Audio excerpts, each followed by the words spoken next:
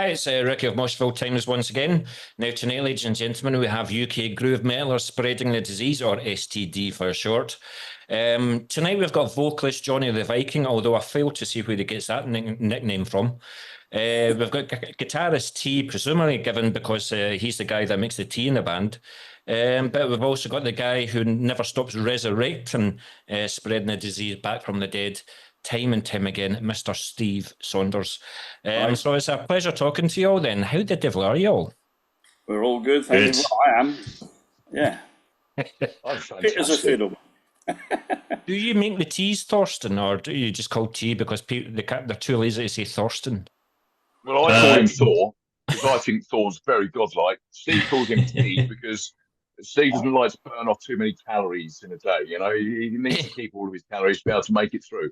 It's way too long. It just abbreviates it down to one single letter.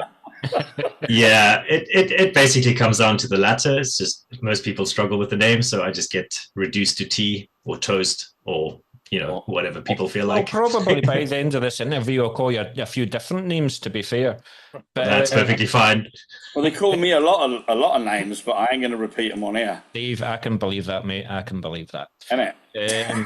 But Johnny, I just have to say this: you're the carbon copy of the guy. The Viking in the video, he walks along, it was a London street or something like that in a rave and he's bare chested and all that. You're the spitting image, man. I would love a body like yours, but that's enough of that. I'm not going to be your groupie when you come up to Scotland. We'll talk about that. You'll be getting a date soon. Hey, I'm up for anything, me. But can I start off this interview with a complaint? On your YouTube video that we'll be discussing later for Addicted, the EP is called Carnival Purgatory, but on your website it's called Purgatory Carnival. So I just have to ask, which is the name and the title of your forthcoming EP? Me know nothing. The man up in the corner there, the big man. Purgatory Carnival is the name of the single that we've based the EP on. Somebody has been typing out wrong. I've no idea who that was. He's got the face of innocence, that boy, doesn't he? Yeah, isn't he? That butter wouldn't melt. Probably one of the last members that were, the previous members. Must be. Oh, is that what it was? Yeah, right. Okay. I blame them anyway. Yeah. But so one of the main reasons for this interview then is this month and the next couple of weeks, or something like 10 days or something, Spreading the Disease and very good friends in Hedra are coming north of the border for 3 dates. So I obviously know what the dates are and where you're playing, but I'm going to test you. Would you like to say where and when they are that you're playing in Scotland, mate? John? Well, that would be the 13th in Edinburgh, 14th in Bathgate, and the 15th in Glasgow. Yeah, it's quite a strange setup because they're literally on the M8. You're going left, middle, and centre. If what I do, try and encourage bands if they do have the time and a wee bit of extra more fuel money, is to go to places like Aberdeen. And now I know Aberdeen is like an extra 2.5 hours on the motorway, but they're screaming for gigs because nobody plays there. So when the bands do go up, they always get a good audience, So I'm hoping this will go well for you guys, but you must be looking forward to it. Well, first of all, we kept it simple so we didn't have to drive like too many roads when we're going home at night because, we get lost a lot. You get lost. You get lost. Especially me. Where's Steve? I was stuck on the M11 again. Sat Navs and I, we don't really get on very well. We have a lot of arguments, and again, it's female, so we have a lot of arguments together. Yeah. Yeah, he doesn't like being told what to do by women. No, very naughty. He doesn't like them in his house. Yeah, and because Aberdeen, we weren't quite sure whether we needed a passport or not. But look at it this way. I guess we're doing Scotland tour again next year, eh? We will be. I mean, this is this is about the second or third time we booked this tour. And for one reason or another, we've had to cancel it. So hopefully this time, and I would touch wood, but the table's glass. So that's well. You've only got like 10 days to go, so surely everything will be all right in 10 days. But then again, I was on Facebook before the interview, and there's a band over in America that I follow, and they were going to go on a huge tour with like legends of the scene. Two of the band members got COVID. Oh, well, So, there you go. so you what a just load! don't know. What a load! Just get on with Yeah, it. I don't get You've got the COVID. sniffles. Go and get on with it. Yeah, we don't You don't get take time off COVID. work anymore. Yeah, nothing short of whiskey conflicts. Absolutely. Exactly. Too. Plus, we don't get COVID. We've already, STDs. Right, absolutely. Gonorrhea. We got the lot, mate. You had to go there.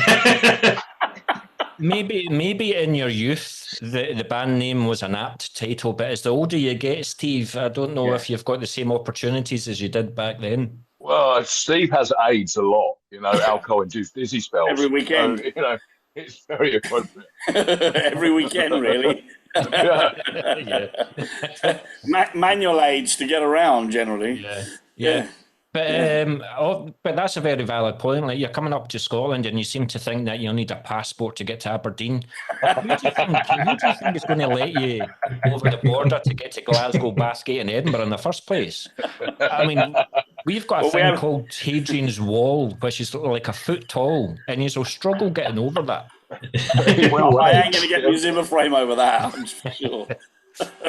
Yeah, we got the skirting board ladder with us, the one that uses to dust the top of the skirting boards. Oh, there you go. Or John will just throw me over the wall. That'll work. Yeah. But you've also been doing a hell of a lot of gigs this year, and a lot of like towns and places where bands don't generally go. So, Thorsten, since you've been quiet, mate, I'm going to direct this one at you. Absolutely.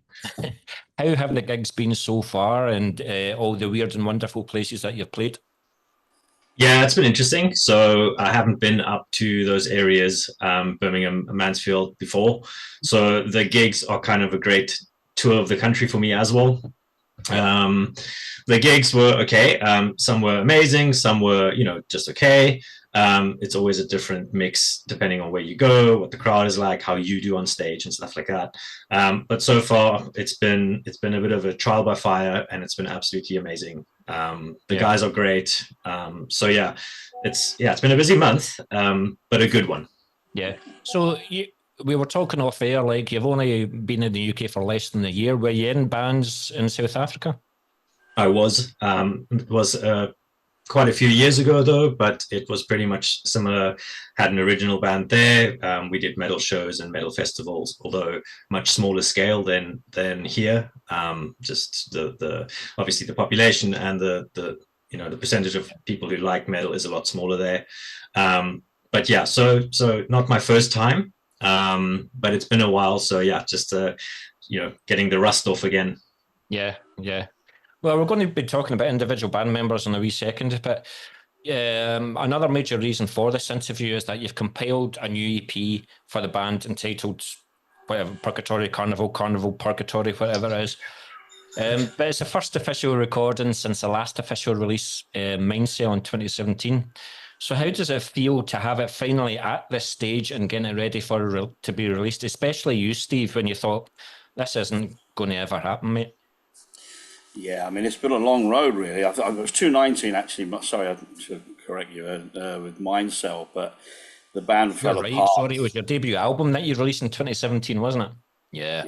So the band fell apart in 2019 for various reasons. And then, of course, just as the album was coming out, the Mindcell album, so it's never really had a proper push, if you like. And then, of course, we hit this wonderful thing they call COVID, or major flu, or whatever you want to call it. And then since then, we've been trying to pull the lineup together, and we've had various lineups, people coming in and out like a revolving door and just not settling at all. Yeah. I'd already written the album through most of it through Mindcell, my backside. See, this is what happens when you drink whiskey. Yeah. Through COVID, I should say. But eventually, we have gone through a previous lineup recently, and as I said, we've lost a few members along the way. But obviously Johnny joined, and he's a hell of an addition to the band. Yeah. By far the best vocalist we've had, and hopefully will stay permanently. And then recently, obviously, we've had T join us as well. He replaced a vanishing performer who we're not quite sure what happened to him or where he is or what he's doing or whether he is. Yeah. And much the same with the drummer, really. So we brought in the Doc, who can't actually be here at the moment. He's off looking for snowmen up in, where is it, Johnny? Iceland. Yeah, there you go, Iceland. And I don't mean the supermarket, obviously, but although I wouldn't put it past him. Yeah. So he's probably on a plane at the moment. Yeah. But these guys track down Buckfast, isn't he? What a quest! Yeah. Yeah. So these guys have jumped in and they've done an absolutely amazing job. I mean, Johnny obviously has been working on the album for quite some time now. He's a brilliant vocals. T and Doc. To be fair to you, Steve, when you say about Johnny, you could sing like Vince Neil, but you wouldn't say anything to him because of his. You would just let him do that. Well, yeah. I mean, I'm not going to say anything. Yeah. He's lovely. Yeah. But because we've got T and we've got Johnny on here, you can. So T, how did you discover like spreading the disease? And did you think? I keep on thinking of like Only Fools and Horses when Del Boy went to Rodney with his company's name, Trotters Independent Traders, and then Rodney kind of reminded him that it stands for tit, right? And I'm kind of thinking, why would I want to join a band called STD? Yeah, it didn't. It didn't bother me too much. So the first few months in the UK, we were quite busy with admin, just setting up, finding our long-term home and stuff like that. And then a couple of months ago, I said, okay, well, now it's time to get to what I actually wanted to do here, and that's be part of a band. So I joined all the Facebook groups on Facebook, metal bands looking for members, musicians looking for musicians, and you name it, there are so many.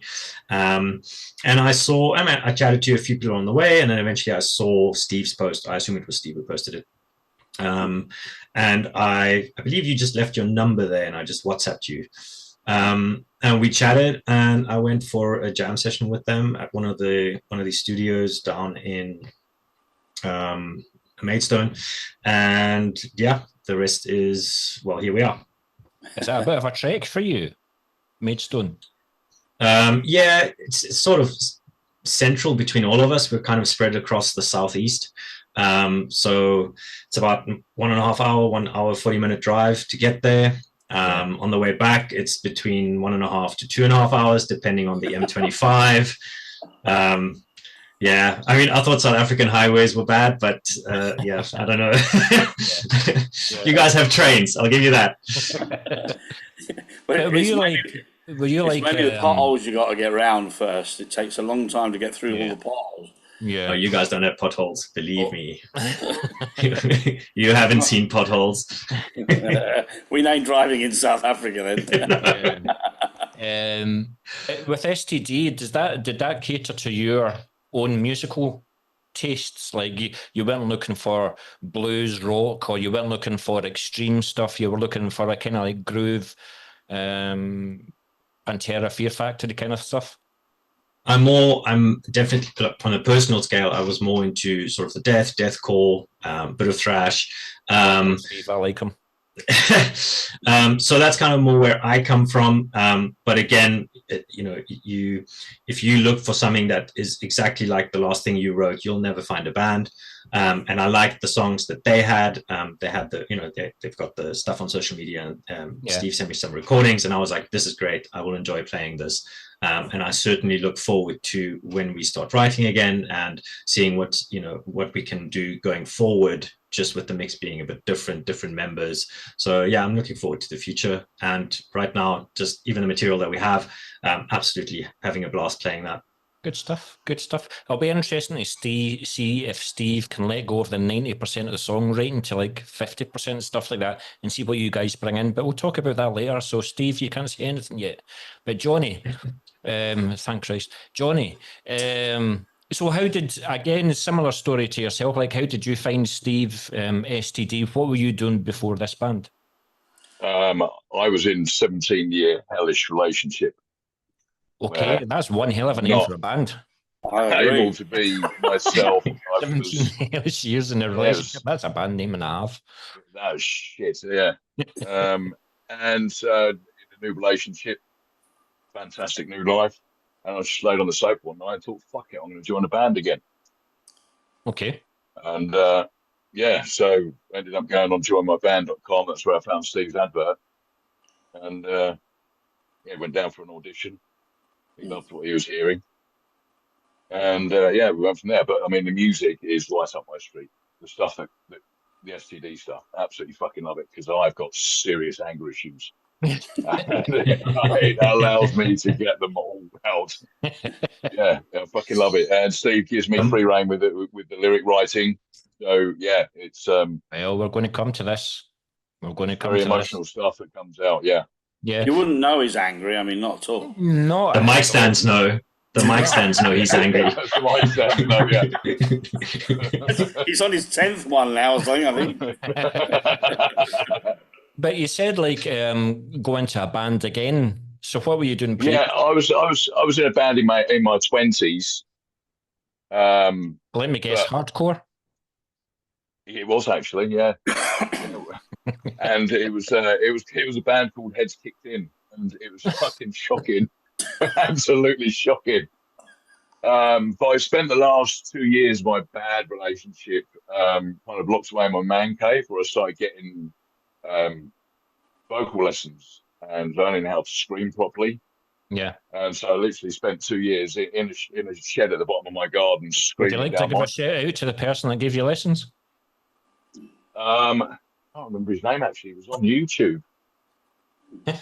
It was a young lad on YouTube, and it was a video that he created. So it wasn't actual one-to-one lessons. It was a video that he'd created, and I was just following it through. Yeah. And he was teaching all the different types. I mean, even pig screaming. It was great, absolutely fantastic. Not that I can do the pig screaming. It's very awkward stuff. I heard a wee bit on the song Addicted, which we'll come to later on. I heard a wee bit of not a growl or anything like that, but it was like you just went quite a bit lower in your voice, you know. It's like I'm playing with a lot of different techniques. Yeah. A lot of different techniques. I mean, I've recently given up smoking as well, to help with my vocals, and that was difficult. Not the giving up smoking, the transition of going from a smoker to a non-smoker, because it's like a twat with a shotgun, basically. So I've got this powerful vocal cords, but the smoking used to tighten them up, and from coming off the smoking, it's made them loose. Yeah. And so yeah, the last couple of gigs weren't great, but well, as the boys witnessed at the weekend, they are very much under control now. Last rehearsal was good. Yeah. Well, that's what we like to hear. That's what we like to hear. But going back to the EP, was there ever a conversation of making it an actual album? Because I know that you, Steve, for example, you had written like 10 songs during COVID and stuff like that, and you probably wrote more since then. But so why stop at a 4 or a 5 song EP and not a full album? Well, that comes down to our management in the US. He's been in the background for a long time, and obviously you're well aware of James. We will be talking about him soon. Yeah, so it's been a balancing act, really. At first, it was going to be an album. I have to say, we've had our ups and downs with studio stuff, and obviously band members and dates getting put back, and all sorts of things have been going on. So then James contacted us, and he said he's got a couple of companies that are interested. I can't say names at the moment, but they look promising. So we're looking at sort of 2025 for what we're dealing with at the moment over there. And the question is do we put well, first of all, the EP should have come out in what was it, Johnny? About April. April time. But we got messed around a lot, so we had to.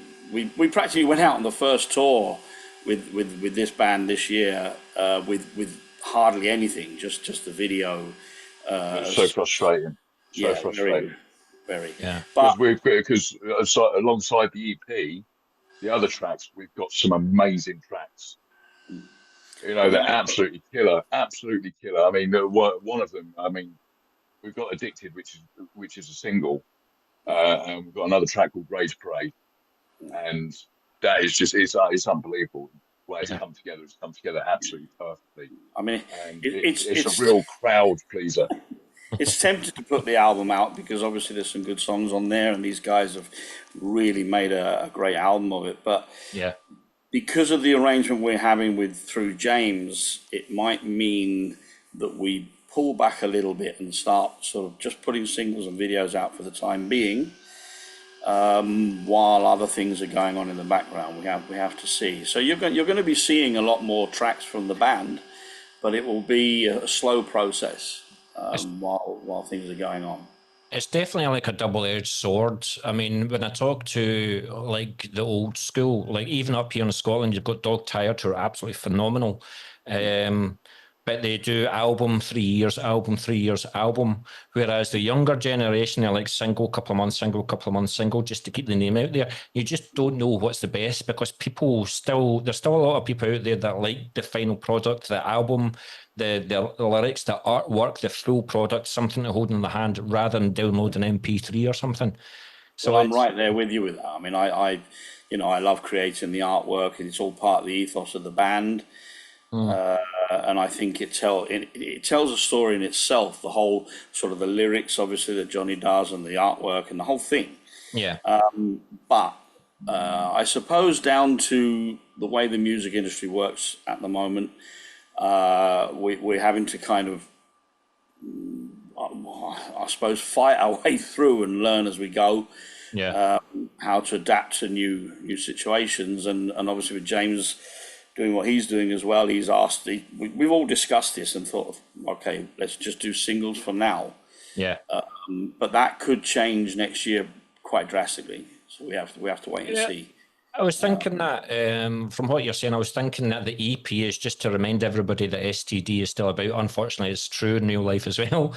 But STD is still about. But next year, now that hopefully that the band member situation will be settled and everybody brings their influences in, get writing, because I bet you T's got do you have like files in your computer that you're just dying for the guys to hear?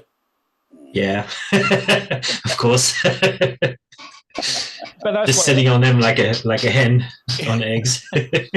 But that's what every guitarist should be like, just coming up with ideas all the time, and getting live experiences as well and see other bands play. You get ideas and you pick things up. So, yeah. I think the thing is with the band, I mean, it's always tried to steer clear of being pigeonholed anyway, as you know. I mean, we could, sometimes we play with rock bands, another time we're playing with a thrash band or a death metal band.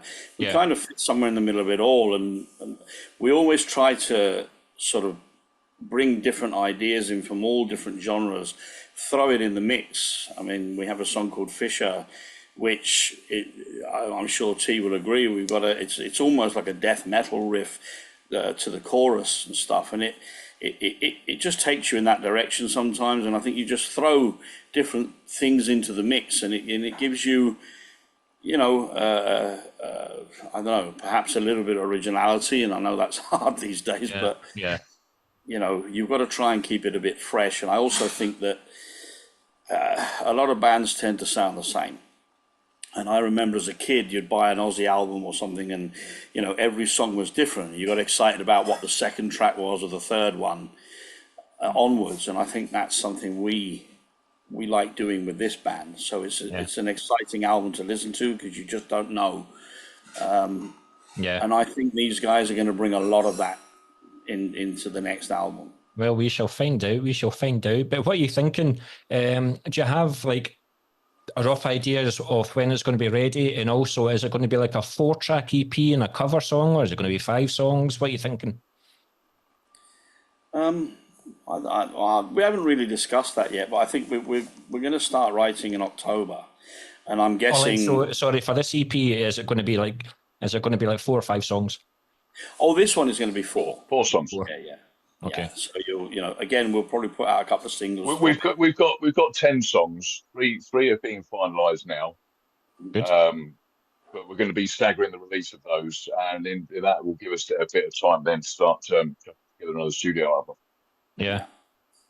And I think these lads are going to bring a lot of exciting, fresh feel to the songs, and that's having done this album myself, and I know a lot of the writing I used to do in the background, but I think that there's always been an influence from one or another in there. Yeah. And it's nice to keep the vein, I guess, but quite frankly, I just want these guys to sort of jump in. Do you see this as a new chapter? Yes, I do. Right. I think it needs to take a different direction. Not overly different, but it's nice to have. I mean, I've never had a band member that's into death metal or whatever like T, so I'm sure he's going to bring into this, a whole different perspective. Sorry, it's going to happen. You have my full support, mate. You have my full support. I will die on this hill. And again, Johnny brings a different facet to it. I mean, he's a very different vocalist to what we've had. Much better, more range, and I think, superb energy. So I just. Whenever that's just getting worse and worse, isn't it? Right? I'm worried I'm going to explode one day. he is just like this ball of fire, this guy. I mean, but he's just full of energy and power, and I think that it's going to give a real edge to the band too. Good. It already has. Good. That's what I like to hear. Okay. That's great. Thanks very much. But you just, Johnny let slip that there's also like a good number of new songs. But going back to the EP for a second and going back to Mind Cell, which was the last release, what would you say are the subtle differences in the sound from Mind Cell to the new EP? He's not noticed, Johnny. He's not noticed. He hasn't noticed, has he? He looks wonderful, don't he? Oh, there we go. I don't know what happened to the Viking. We now have a pirate. Yeah. There is a lot. I think that. For a start, Mind Cell was recorded in a different studio. Yeah. Where we normally work anyway. This one is back to where we were originally, which is a place called Magpie Studios in Ashford, Kent. And I guess, he's had an upgrade of equipment as well. We've got more experience in the studio too. We give it a much more heavier sound this time. And also the fact that we've used, 10 guitarists on the album or whatever. Somewhere along the line, we've found a happy medium. The band member list on the EP is going to be very interesting reading. That might be a book in itself. I'm just going to put T's on there and stuff the rest because I can't be asked. Plus the fact I don't remember half of them anymore. But I take it though, again, this EP is just like a stopgap to where you really want spreading the disease to be. You want these guys contributing and things like that, but at the same time, you still want a professional output when it's in relation to the STD name. So, I mean, these guys bring all of that. I think. I mean, it's the best lineup this band has ever had. Yeah, sounds awesome. We do have another guitarist who's joined. Not available today, but he had his first rehearsal with us Sunday. And I'm sure the guys will agree. He's a talented guitarist, and I think he will also bring some new elements to the band. Yeah. You seem to find it quite easy to. Okay, unfortunately, a few members leave, but you seem to find it easy to quickly replace them.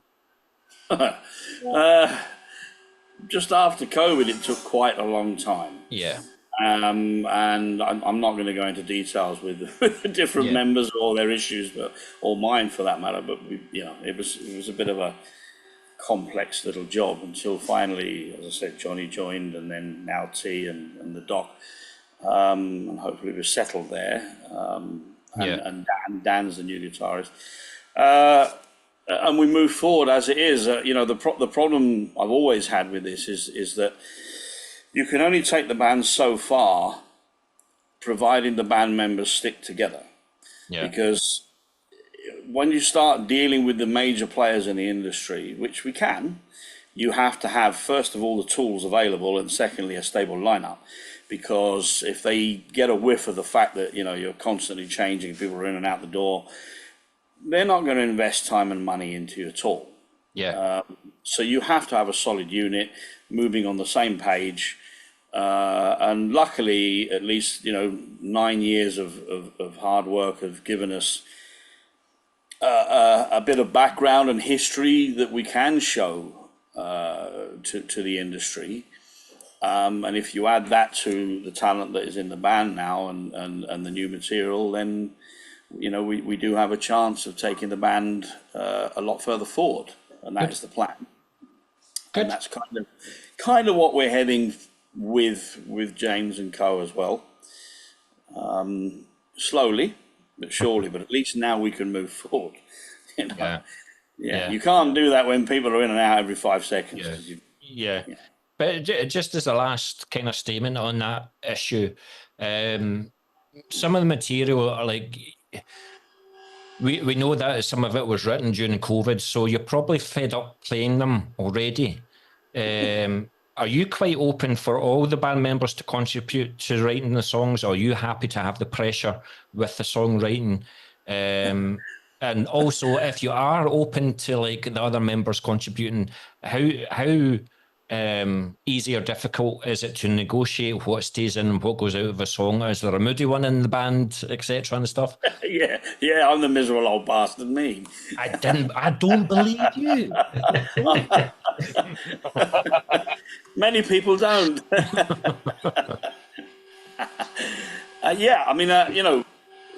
All the stuff that came prior to this was all.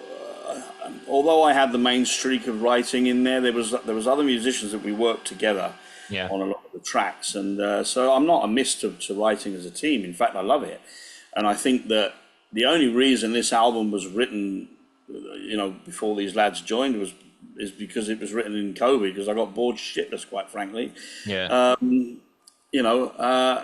But now we have some talented musicians, and I think one of the first things I said to all of them is we need to start writing, and we need to start bringing in their talent and their influences, because I think that's the exciting part of it. And it's going to take the next material into a different journey again. Yes, I will still have some input into it, and I think in a way it needs a bit of that, because it needs to keep that sort of vein, if you like. But as far as agreeing on a riff or whatever it is, well, we have a good old punch up, and that's it. It's sorted out. Johnny wins. Well, yeah. For the most part. That's why I buy him chicken.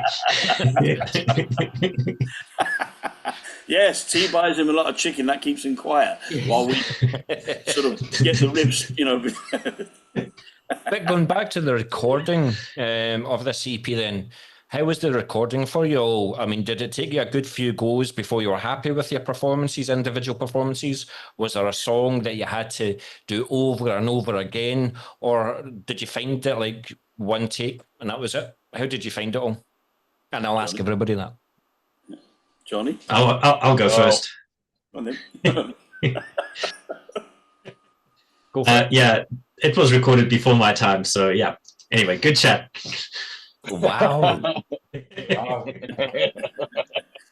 Although T will be doing some stuff on the album, there's still some stuff to do. So See, that's the thing. I mean, you might have written the songs like 4 years ago, but then with T coming in, he won't add his own individual touches to it, and I presume he has done. So, as long as it elevates the song, then all for it. Absolutely.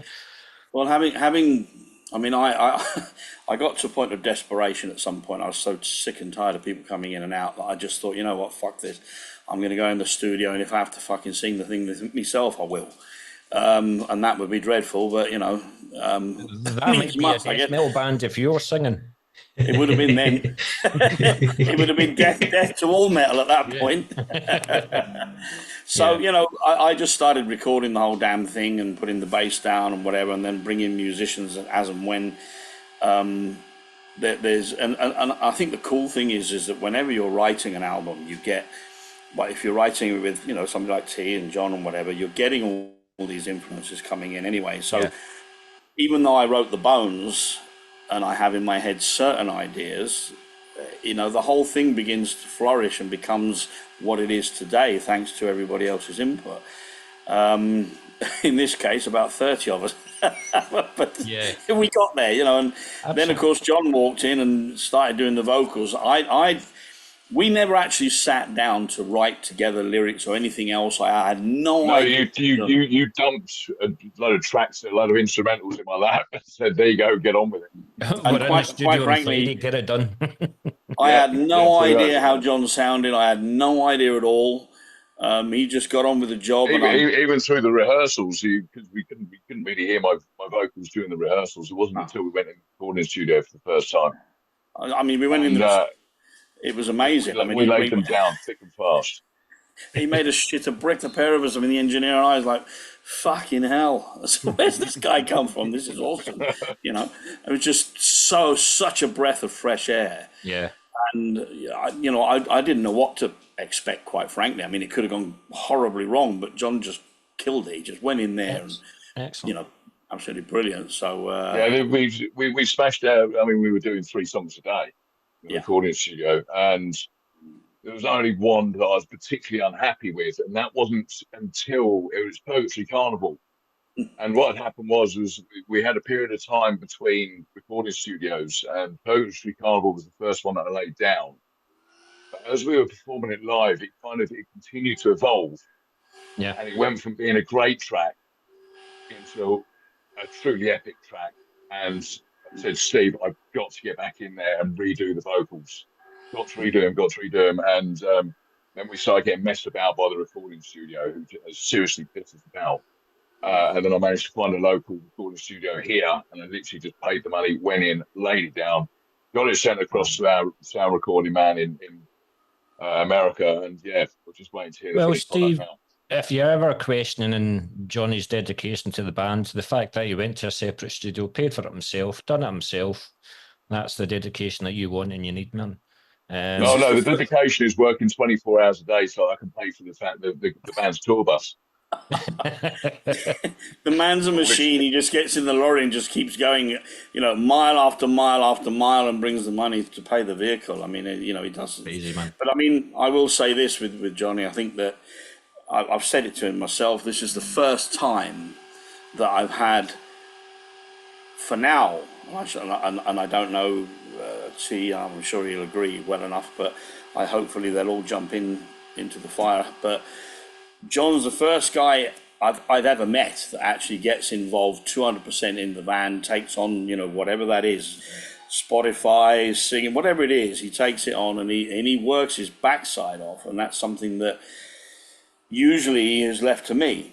So it's nice to have people around that actually get on with the job and help, and they take the pressure off, and they have their own stresses and stuff, but you know, it comes together because of that. And it makes it a lot easier loving what we do. I love what you're saying, Steve, but the question still remains, does he bring any equipment into the fucking gig? Or does he say, I'm sorry, guys, my microphone is too heavy. I've got to deal with social media. I've got to do the social aspect. Does he still come he don't even bring that in. He just brings himself and his dick, and that's it. And the rest of it, mate, is in there. So whilst the guys are all set up on stage, I'm usually sat back, relaxing, just going, well, give me a shout when you're ready, boys.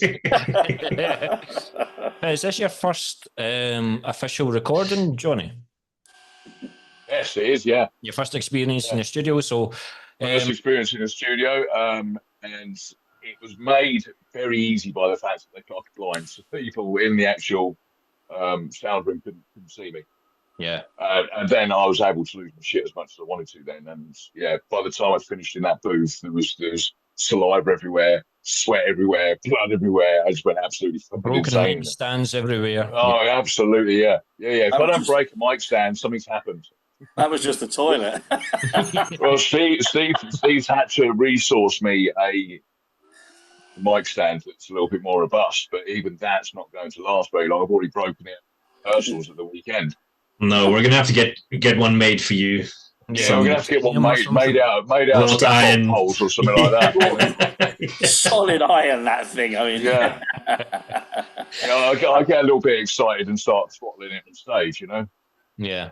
Yeah. I'm looking forward to T and possibly Dan going into on some of the other tracks, because there's still work to do, and it'd be nice to see maybe some ideas on those as we move forward now. Yeah. And there's a couple of lead guitars, sort of lead solos that need to be doing as well. So, you know, I'm going to give T and Dan enough time with the other tracks to, you know, if they come up with some cool riffs and stuff, we will put them down anyway, because it's all about making the songs better than they are. You know? So it would be nice to get him, even if it's just. Are you more a rhythm or lead guitarist, T? A bit of both at the moment, though I generally view myself more on the rhythm side, but I do enjoy some of the leady bits. So I don't know. I find the label a bit odd. You do what you got to do, and you do what you can do. Yeah. Well, I bet you guys, though, like when it comes to doing the lead, he pushes Johnny out the way so they can get centre stage and do his guitar solo and stuff like that, you know. Nobody pushes him out the way, mate. Yeah, no. But I also see that you're using our mutual friend James Schaefer to mix it for you. So very, very quickly, My God, that man's a magician. An absolute magician. Yeah. But how did the relationship come about? So very quickly, how did the relationship come about?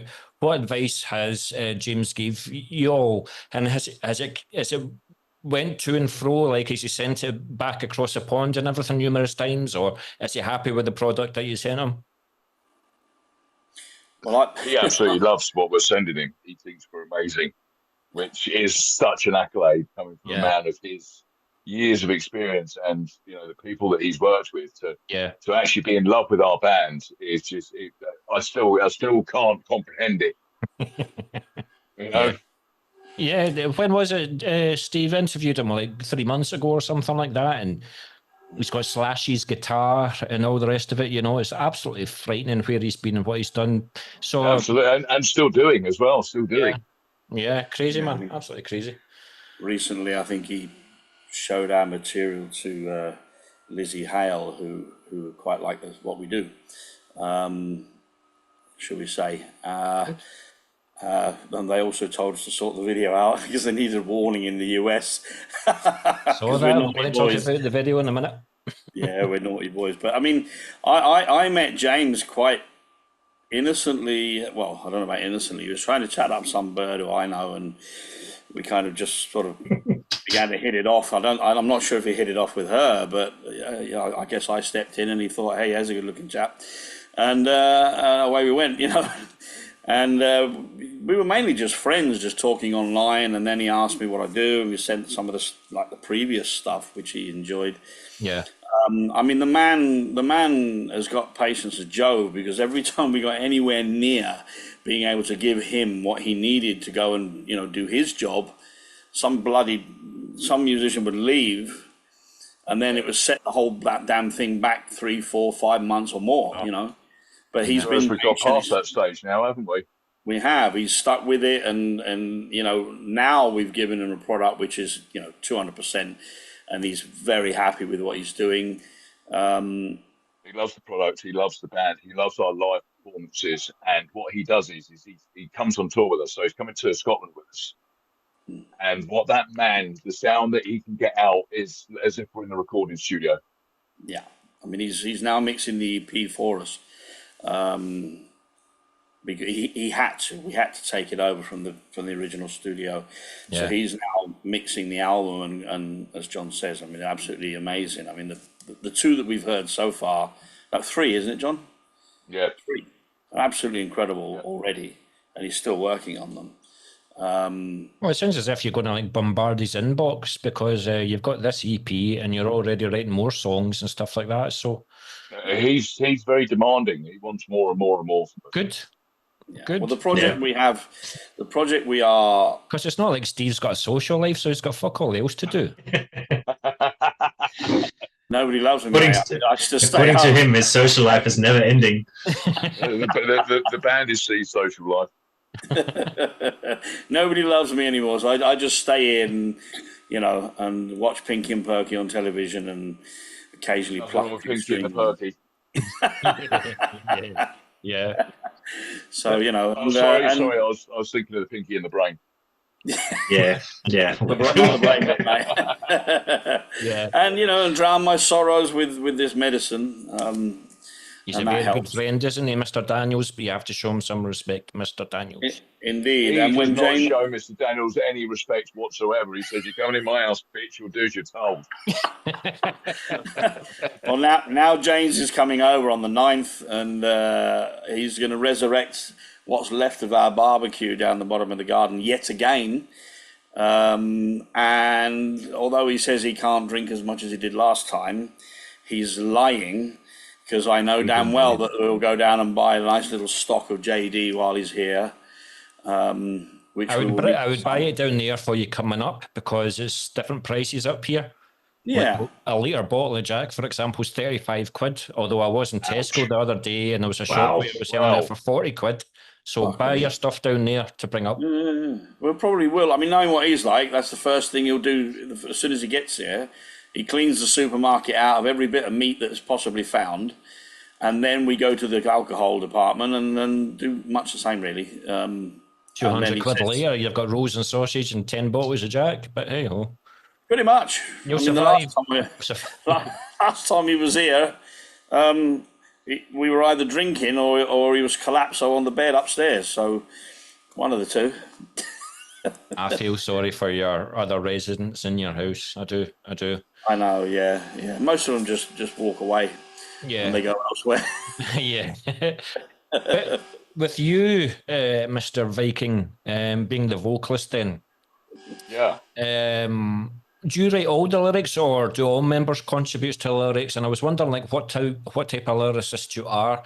I mean, you said about anger issues and stuff. I'm hoping that you were joking, because I have taken the mickey out of you a couple of times in this interview, so I don't want you to take it personally when you come up to Scotland. There's a lot of it's pretty much all me. Steve does the backing vocals based on the main core writing that I do. Yeah. For the vocals. There's been a couple of tracks where Steve has given me a subject matter. But it just so happens that Steve and we align on that. So when he's given me a subject matter on something, I've gone, yeah, piece of cake, gone away. 45 minutes later, the song's done. But I'm wondering what type of vocalist and lyricist you are, or do you have like... I'm an emotional one. It's all emotion. I can believe that. Experiences, scars, pain, anger. Well, that's what I was going to say. Like, do you always have like a piece of paper and a pen on you? You open the door to your house and you see something in the street, you take a note of it, you come back to it later on. Do you watch a lot of documentaries? Do you watch a lot of war film? Do you read a lot of books? Or is this all real life stuff that's happened to you in the past? It's all real life stuff. Yeah. So you can probably guess by song titles, there's something that's happened to you in the past. I would not be able to genuinely put across a true vocal experience unless it was coming from the heart. Yeah. So what you hear, that energy is all genuine. Sometimes I get quite but you feel that at the same time, if somebody reads your lyrics, they want to take something from it, they want to understand where you came from, and if they've went through it themselves, they might get some healing from it. Yeah, absolutely. There's also some very strong feelings about. So there's some tracks on the EP that are based on life scars and stuff that I've experienced personally, which have been very powerful. But there's also I get very emotional towards the way that certain people do their jobs in regards to running this country. And so there's a bit of that in there as well. Yeah. I think the ethos of the band has got, it's now got two people, as John said, that are quite similar. Yeah. So the original ethos of the band has always been an angry thing, and it's always been a topical thing. I mean, come on, we got titles like Brexit Wounds and The Halls of War. I mean, that says a lot. But John's brought a different aspect to that, a much more personal and emotional side to that. Yeah. And it's enriched by far what we had already. But, we're both angry men. I'm just a lot smaller than he is, but yeah. I have to before we perform live, I do have to relive certain memories, which are anchor memories that bring back the emotions that are relevant to the song that's coming up. Well, that's actually what I was going to ask. Like, before you go on stage, and I mean, I know a lot of vocalists that use vocal zone, for example. Some vocalists have like superstitions, like they've got to pull the socks up 3 times, stuff like that. Or they have 10 fags and 10 beers and then go on the stage. So what do you do before you go on stage? I put myself through emotional misery, reliving horrible times. And I feed off of them. Yeah. As soon as I start to feel those emotions, it's not sad and miserable. It's like, fucking there you are. Let's have it. And it stays and it fuels, especially during Purgatory Carnival. There's a part before we break into the end section where I have to scream. And the emotion, if I don't get it right and I don't have the right feelings inside, it won't come across how it's meant. Yeah, it's a very powerful moment, and it takes a lot of screaming. It takes a lot of pain, and at that point, like at rehearsals on Sunday, I nearly passed out after the scream. Thorsten, does he scare you sometimes? No, he's a big teddy bear. You are a brave man. I saw him with his kitty cat earlier on. He's all show. He's all talk. See, he's got the kittens. He's got plenty of pussy around him. Absolutely. Yeah. These are my calming little angels. They are. Love them to pieces. Spends his evening stroking pussy. Yeah. But I've only got a few questions left. But thanks very much for your time, guys. I really do appreciate it. But talking of the visual side of the album, you guys are also not shy when it comes to like releasing music videos. Now, you've also already released the video "Addicted" from the EP. So first off, very good video. Also, it's a band that I interviewed way back in the beginning of my interview journey, Black Rose. But I bet you something, the guitarist Baz fucked up his lines several times when Vixen was coming in to handcuff him and jump and talk. I bet he fucked up his Yes, guys. I mean, there was a particular scene that we were filming where she comes in, she leans on the door and then sort of, goes towards him. And that take was about 4 times or 5. And I think, quite frankly, I think the camera guy was just enjoying it way too much. But after that, the next time we closed the door, I said, give me the hat and the chains and the whip. And so I opened the door and went, this is the Wish version. You should have seen Also, the drugs were props. They weren't real drugs. Baz ended up actually snorting a line of talcum powder. Oh, yeah. He actually said he snorted it, didn't he? Yeah, snorted it, coughed all over a boot and let a powder come out. But I also have to say, like, the local community must have been absolutely shocked when a gun was pulled out in the street and the guy was shot in the head. Daylight. I mean, you can't do that. When we did this, the camera guy had the gun, and he said last time we used it, we had to do the shot and then leg it because they called the police. So we kind of had the car started ready. It's a one-off shot. Boom, jump in the car and fuck off, because if not, you're going to get arrested, right? Apart from one dude who thought it was clever to just hang around, which is what he did. But yeah, I mean, it was a lot of fun doing the video, and I think it has a funny side to it, but it's also got an element. Absolutely. I guess that's my side of the writing is more these. I'm more topical towards the ordeals of the day. But John again added to that, so he brought out the best of it. Yeah. But yeah, it did have a funny side to all of that. Certainly filming it, pretty fucking funny, I can tell you. Yeah, I want send me the outtakes. Will you send me the outtakes? I can give you another example. Was the fact that while we were doing the scene with the gun, which was in the open air, the talc kind of just sort of went everywhere, much as if you sneezed. So now there's this so-called cocaine being travelled right through the whole area, and I'm basically saying I just can't see Johnson and Johnson's endorsing this at all. No, definitely not. I love the YouTube warning at the end is you're not going to get a strike against your name or something like that, but you're giving it a rating or something. Brilliant. John, tell him the story about what you had to do. Oh, right, yeah, I had to do a public service announcement. Right.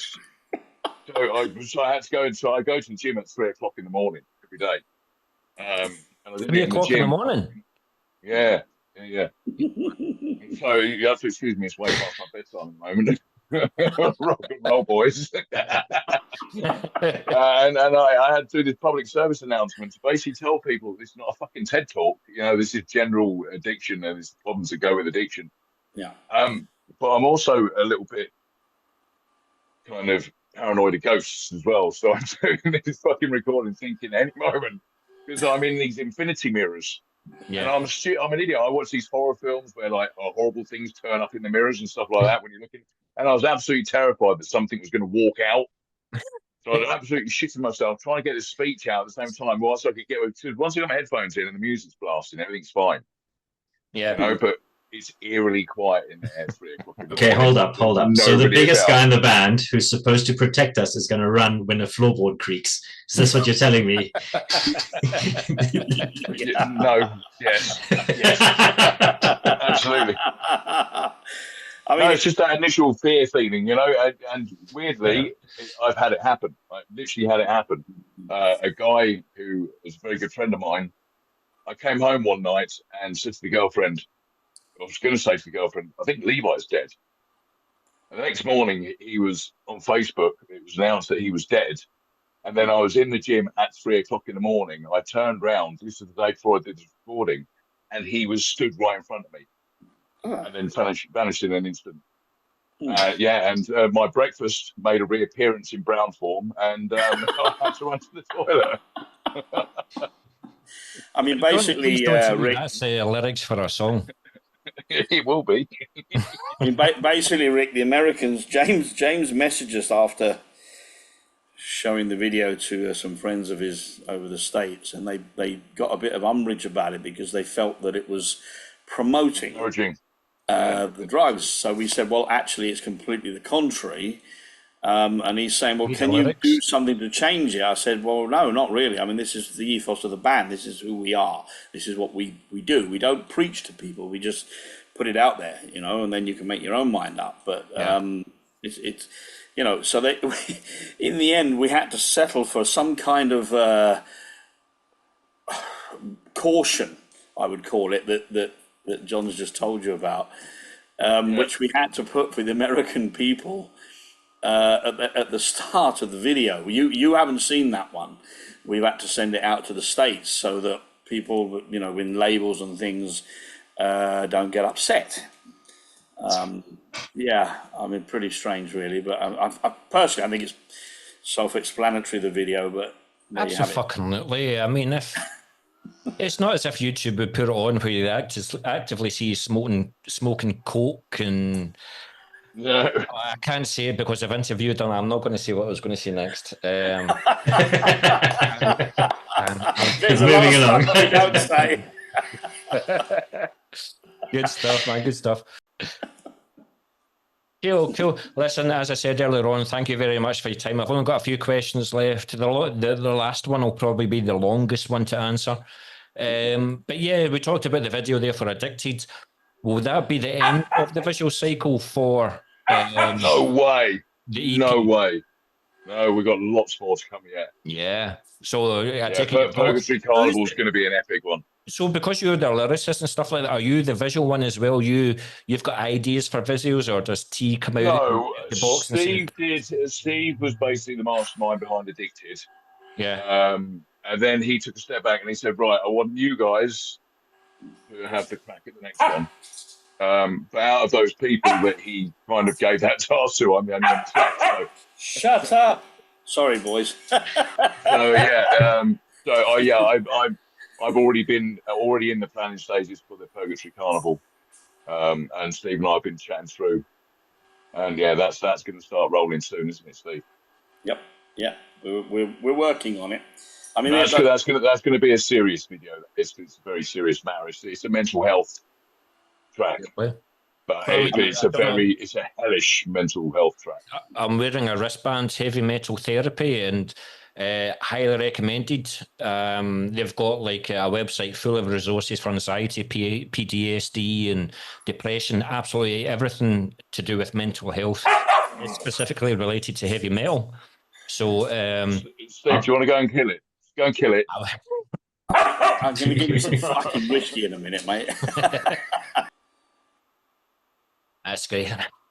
Thanks for that. But listen, I've only got 2 questions left. Now, you guys have been doing a hell of a lot of gigs all over the place. So with you being joint headliners or joint headliners with Hedron and things like that, how long is your set list? Is it 50 minutes? Our set at the moment is only about 35 minutes because we're still working on a lot of the songs, and we'll be adding 1 or 2 tracks as we go. Okay. We've got the material there to do it, but where we've had changes in the lineups. Yeah. Well, let's say you've got a 35-minute set, right? And I'm going to ask each and every one of you that are on here just now. So that means that you might play 6, 7, 8 songs then. So what's the song in the set list that you're looking forward to playing the most, and why? Does it have a guitar solo in it? Steve, he's probably putting a bass solo every single fucking song. Johnny, is there a particular chorus that you like? So each and every single one of you, what song in the set list are you looking forward to most, even if it's like 5th on the set list? Steve, we'll start off with you, mate. I live for bass solos, absolutely. They just don't let me play them very often. Now, I don't know. I mean, they're all pretty cool, but I guess probably one of my favorites is probably the Rage Parade, and I'm sure probably Johnny's going to agree with that one. It's just one of those great tracks that just works very well together, gets everybody jumping up and down, and there's a lot of room for maneuver when you're playing live, which I'm sure Johnny might explain, but it's just one of those great little tracks that, is fun to play. It's got a cool little riff in there. It's a little bit different. It explodes with energy. As long as Steve gets a 45-year-old man like yourself bouncing up and down in the stage, then that's your favourite song? Bouncing. I jumped so hard, smashed my head off the ceiling. So that would probably be my choice. That's your choice, Steve. Cool. Moving on to you, Johnny. What's your favourite choice? Rage Parade didn't used to be. I used to absolutely dread Rage Parade because it's such a full-on track. I was developing my vocal breathing techniques, and it used to absolutely exhaust me, and I had to go on to do Addicted after that. And I used to dread it, absolutely dread it. But now I absolutely love it. It's as soon as I hear that initial drum, it's almost like a marching beat. Yeah. As soon as I hear that, the hair stand up on the back of my neck, stand up on my arms, right, and I just turn into a wild man. I'm just like, right, this is going down, and it's going down big time. Yeah, so it's Rage Parade for me. I absolutely love it. Well, I can absolutely believe that, even though the only hair on your body is on your chin. A fair play But to you. according to him, there's some elsewhere as well, but apparently it's ginger. But we're not. Oh gonna yeah, talk- that's my arse hair. Oh my god. I think that's the I've end of been the told interview, that guys. Thanks very much for tonight. Sorry, Goodbye. folks. So, do you know, I know that I've saved the best for last. T, what's the song in the set list that you're looking forward to playing and why? The song, it'll probably be Fisher. It is probably that alongside Anger Inside are the two heaviest songs we have in the set. So they're Sorry, I just have to interrupt. Did you hear the subtle hint in there, Johnny and Steve? Heavier songs. So they're really fun to play. They really get the blood flowing. And then, yeah, I mean, Rage Parade is also fun. It's a very groovy track. Just got some really nice fun riffs to play. But Fisher and then Anger Inside, I just enjoy the most. Just because that's when you just let your proverbial hair down. Can I ask Fisher's you, got T, that are sort you of just Slipknot thing, isn't it? are you Fisher's just got that kind of Slipknot feel to it. yeah A lot, and there's heavy riffs. yeah? Are you just dying to bring your own stamp into the STD sound? I'm looking forward to writing. Absolutely. Yeah. I think he's going to fit right in as well. Good stuff. Good stuff. Now, I do have one last question for you, and again, it's a question for each of you. I don't know how, well, it may not be apt for you, T, to a T. See what I've done there? But maybe we can use this for what you do in the live front, because it's at this point where I just sit back and let you musicians talk about your setup, your pedals, your amps, and all the rest of it that you're using for either the EP or for what you're using live. So, Steve, we may as well start off with you, my friend. Well, I just play a big lump of wood with 4 strings on it and hit it with one finger or two. Can I ask you a silly question? See the bass head, see how he's got 3 in the one. No. Can it not be 2 and 2, or? Yeah, it could be 2 and 2. Doesn't need to be different. 3 and 1, 4 and none. I mean, Have you ever thought about doing 5 strings, or like have a you ever swingers thought about going more party, proggy? No, people have asked me about playing 5-string basses and that, and I said, well, it's taken me all these years to learn to play a 4-string one, just about. I thought you only play 1 string in the bass. Well, this is it. It's one per year. C16. It's taken me quite a long time. So it just confused this old Git a lot more if you had another string on there, And I ain't got enough fingers for that anyway. So what's the bass? Yeah. What's the make and model that you've got, mate? Most of them are custom basses because I'm an awkward twat. I'm left-handed, so a lot of them are made. And if I have to just get a right-hand bass and turn it upside down. Did that? Yeah, did that. Yeah, that worked for a little while. Yeah, and then I did a lot of stupid stuff to it and got rid of it. But now occasionally I use a Dean, which is okay. But I mean, I've got custom guitars which are pretty cool. I've got one which weighs tomorrow. What's the one that you're bringing with you?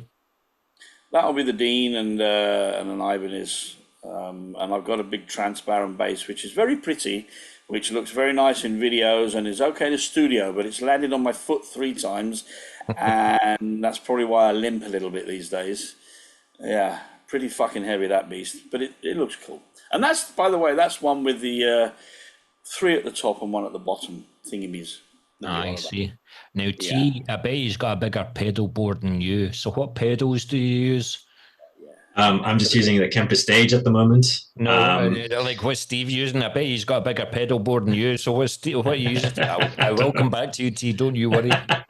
These guitarists always have bigger pedal boards. I'm more interested in you, T, rather than Steve, but I'm just giving him his moment, you know what I mean? Of course. What's a pedal board anyway? So what pedals do you have? What do you use for the bass? Me? Yes. Sansamp. That's all I use, just a Sansamp pedal, which seems to make a lot more racket than normal. So I like that a lot. Good stuff. Good stuff. Whatever T uses, I've no idea, mate. I mean, it looks like an aeroplane cockpit. Yeah. Yeah, well, I'm just about to pour myself another one, so you've got 5 minutes. On you go, mate. Yeah, so it's just a Kemper stage. I was building a pedal board before that with all the individual pedals, and it just became a nightmare. And I eventually realized I was just going to spend so much more money, so I got rid of it, got myself a Kemper stage. We also moved a lot the last year, so it was just really convenient to have everything in one package. So yeah, that's the pedal I use. Yeah. So what's a guitar? It's a Solar A1.6 AAN. It's a 27-inch baritone. So that's what I'm currently using. I do have another A1.6 black open pore, also a Solar. Not using that much at the moment. And then there's a random acoustics standing downstairs somewhere. Right, T, I saw you looking there. Do you have it sitting right next to you?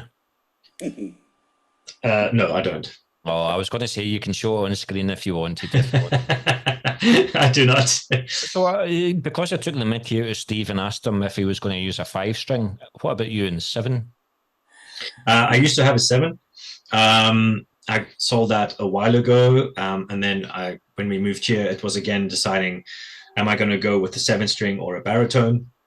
And it's just always been something I've kind of wanted. I knew I wasn't going to miss the extra high string, so I just went with the baritone, and yeah, I'm really happy with it. I'd still just enjoy playing it a bit more. Will I add a 7-string to the collection? Absolutely, at some point, but it's not a priority. So what's the backup guitar that you'll bring with you just in case you break a string on stage? You're like, you panic. Like I said, I've got the A1.6, the black open pore one. I could bring that along. I'm not quite sure yet. Cool. I can't wait for Johnny's explanation. Well, Johnny, I have to ask. I've got a funny feeling I know what the answer is. Are you the kind of vocalist that does the research and finding the best sound of the microphone, or you just give me an SM58 and I'll fucking sing into it? No, I've got James Schaefer. I just asked him. So he's advised me on microphones. So what did you use to record the EP then? Whatever crap he had in the studio at the time. So what you're telling me is when you go on tour, you're just an SM58 guy? Yeah, absolutely, yeah. Because this musical instrument right here is it's got quite a lot of settings and adjustments and effects. Yeah. And 28 mic stands and counting. Yeah, that's an issue. Have you informed the Scottish venues in advance of the possibilities, probability, after speaking to them for an hour and a half? I'm not quite sure what happens, but they just start folding themselves up whilst I'm using them. they melt. Yeah. Yeah, they just all go inside themselves and hide, and I'm just left with a microphone. What's happened? But to be honest with you, that's the exact answer I expected from you. I didn't think you would have went through 10 microphones and you've got the one that you take everywhere you go with you. No, give me a microphone and I'll just do what I need to do with it. He gets the microphone stands and sort of crushes them and then throws them into the crowd. Yeah, but microphone-wise, I fear for the person that actually throws the microphone back. You get when you got a decent sound engineer, the mics so much just to a penny, aren't they? You know, there's not really much difference between them. If you've got a good vocalist and a good sound engineer, you can make any microphone sound good. So I should say that we are extremely. The first gig that we did in Norwich, I screamed down a $29.99 remote wireless microphone, didn't I? You did. To the detriment of the engineer. Yeah. I think the engineer passed out. Yeah, he did, yeah. He did. So maybe I should advise the venues like what I do with you, Steve, when you're talking. I just turn the microphone down. Yeah. Nobody... I would. I would do the same. Listen, you guys. What dates is the Scottish gigs? What days are they? Well, we've It got actually starts in Newcastle. So we're actually Yes. going to start Oh, You're going just to south of the Trillions, aren't border. you? Yeah, oh, indeed, yes. Good venue. Good Yeah, venue. so that's the 12th. Yeah. 12th, Thursday, the 12th of September. Then we're going straight across the border into my favourite city, Edinburgh. You Yeah, absolutely love that city. Oh, at the beginning of this so review. he's turned you down now. I've got a massive love of architecture, and the place is just absolutely stunning. You know. So we're there on the 13th. The 14th, we're going across the Bathgate. I don't know a lot about Bathgate. And then, yeah, See, to finish be up on the fair, seeing the 16th. venue that you're going to Glasgow. into Bathgate Dreadnoughts, it's been there for Yeah. decades. It's a well respected venue. Yeah. I mean, So you love the venue, and just hope everything else works out for you guys. well, quite frankly, I mean, as I said before, we've been trying to get up there for quite a long time. I love Scotland. To me, the Scottish people, the Gaelic people, the Irish people, you know, whatever, the Welsh people are amazing people. They know how to party, they know how to have a good time, and we've been wanting to get up there for a long time. So this is exciting for us. You know, the fact that we've got the venues that we have, we're quite happy. I think, you know, as John said, we're looking forward to coming up perhaps again when we can and extending the tour further. Yeah. But it was quite difficult to sort all the dates out and with a short time. But, you know, But again, for us, it doesn't matter whether we have 2 people turn up or 200 people turn up. They get exactly the same performance, and it's our absolute best, because if 2 people have turned up, they've turned up to come and watch us. And that is worth our absolute 100%. So I think all 3 venues up in Scotland we're excited about. You know, there's obviously Legends and Legends is a great venue. Ivory Blacks is a great venue as well. It's a 350 capacity, and we put on our festivals there every year, so you'll enjoy the stage. And Kelvin and Rob are brilliant guys as well, so you'll be well looked after. And the sound guy's a really good guy. Well, he might be made redundant on the night that you're playing Glasgow, right enough. But will you be there? Are you going to turn up? Of course, if I can be there. Of course, I'll be there. Oh dear. Oh, Johnny. I might not bring my car. But I think you're playing Glasgow. Is it the Sunday you're playing Glasgow? It is. Yeah. It is. Well, I worked the bank holiday, so I am due a day off on the Monday. So, yeah, come on down and join us. Oh, I don't. Yeah, that would be awesome. I don't drink. We've actually got. I think it's Rob's band. What's the something X? Gunpoint X. Yeah, really cool band. We've sorted out a show with them down here, so they're going to be playing down in Kent with us as well. I interviewed Rob last week, and he mentioned this in the interview as well. He's a gig swap. You know, that's the way it works, isn't it? He's a really cool absolutely. dude. I mean, the weird thing is like we contacted Ivor and we just got no reply whatsoever. Yeah. And then about a month later, I just got this guy turned up and said, "Hey, you know, you want to play Ivory Blacks?" I said, "Who are you?" And he said, "Well, I'm actually the guy who runs it, but you know, through a different page on Facebook." And he said, "If you want to play, we'll sort something out. And can you do a swap?" I said, "Yeah, we'll sort that." So actually, they're due to go down into Norwich as well through Hedra. But yeah, great bunch of guys, and also we have good company too. You know, we're traveling up with Hedra, and we've spent most of the year on and off working with them, and we've become really good friends with Hedra, and they're absolutely brilliant guys. They're a fantastic band. Listen, Viking and T. I mean, I can't be bothered saying your names, so I'm just going to give you your nicknames. This is what I'm used to. Steve and Jim Hedra were the guys that started me on this journey. If it wasn't for them two, I wouldn't be here just now. I wouldn't be talking to you.